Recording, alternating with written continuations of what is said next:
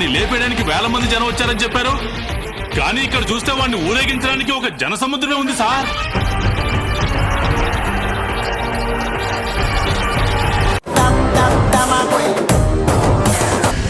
Tollywood pan Indian star Prabhas కల్కి movie తర్వాత మారుతితో the Raja Saab movie చేస్తున్నాడు.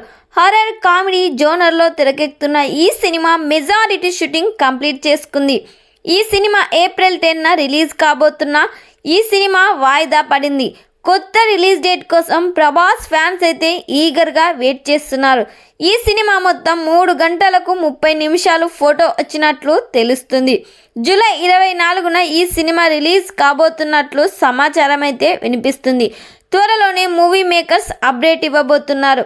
ఈ సినిమాలో ప్రభాస్కు జోడిగా నిధి అగ్రవాల్, మాలవిక మోహన్ లాల్ హీరోయిన్స్గా నటిస్తున్నారు.